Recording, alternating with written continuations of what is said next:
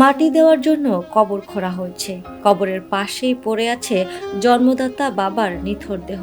কিন্তু শেষ বিদায় দেওয়ার আগেই সম্পত্তির লোভে অন্ধ হয়ে যাওয়া সন্তানদের মধ্যে চলছে তুমুল বাকবিতণ্ডা, ধাক্কাধাক্কি আর হাতাহাতি।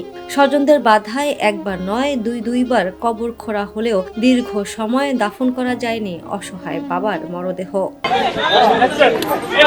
যে বাবা সারা জীবন নিজের সুখ বিসর্জন দিয়ে সন্তানদের ভবিষ্যতের জন্য জমি জমা গড়েন, মৃত্যুর পর সেই বাবার লাশই নিজের জমিতে ঠাঁই পেতে বাধার মুখে পড়তে দেখা যায়। ভোলা চরফ্যাশনে ঘটেছে এমনই এক হৃদয় বিদারক ঘটনা।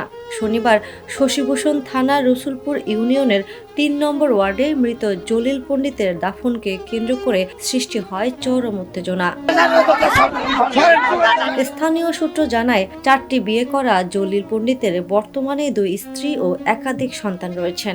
মৃত্যুর আগে তিনি তার সম্পত্তির একটি বড় অংশ ছোট স্ত্রী মেয়ের খাদিজা আক্তারের নামে দলিল করে দেন। এ নিয়ে দীর্ঘদিন ধরে পরিবারের মধ্যে বিরোধ চলছিল। শনিবার ভোরে বার্ধক্যজনিত কারণে জলিল পণ্ডিত মারা গেলে তার ওসিয়ত অনুযায়ী নির্ধারিত স্থানে দাফনের জন্য কবর খোঁড়া শুরু হয়।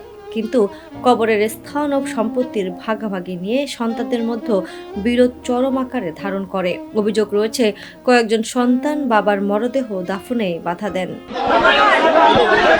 প্রথমে পারিবারিক কবরস্থানে কবর খোঁড়া হলেও সেখানে দাফন করতে দেওয়া হয়নি। পরে বাড়ির উঠানে দ্বিতীয়বার কবর খোঁড়া হয়, কিন্তু সেখানেও আপত্তি ওঠে। এক পর্যায়ে মরদেহ উঠানে রেখে শুরু হয় তর্ক বিতর্ক, ধাক্কাধাক্কি এবং হাতাহাতি। প্রত্যক্ষদর্শীরা জানান, লাশ সামনে রেখে ভাই বোনদের মধ্যে সংঘর্ষের ঘটনা ঘটে। খবর পেয়ে পুলিশ ঘটনাস্থলে গেলেও কয়েক দফা উত্তেজনা সৃষ্টি হয়। পরে স্থানীয় জনপ্রতিনিধি, গণ্যমান্য ব্যক্তি ও এলাকাবাসীর মধ্যস্থতায় পরিস্থিতি নিয়ন্ত্রণে আসে। দীর্ঘ আলোচনার পর বাড়ির উঠানে সংক্ষিপ্ত জানাজা শেষে দাফন করা হয় জলিল পণ্ডিতকে। সম্পত্তির জন্য ছেলের হাতে বাবা খুন, ভাইয়ের সঙ্গে ভাইয়ের রক্তক্ষয়ী সংঘর্ষ, আপনজনের বিরুদ্ধে আপনজনের মামলা নিত্যদিনের বাস্তবতা।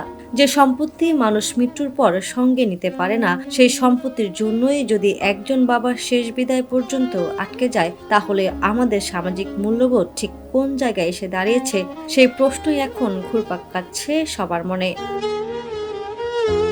Desk report, the news. দেশে দেশে সবার সাথে, দ্য নিউজ।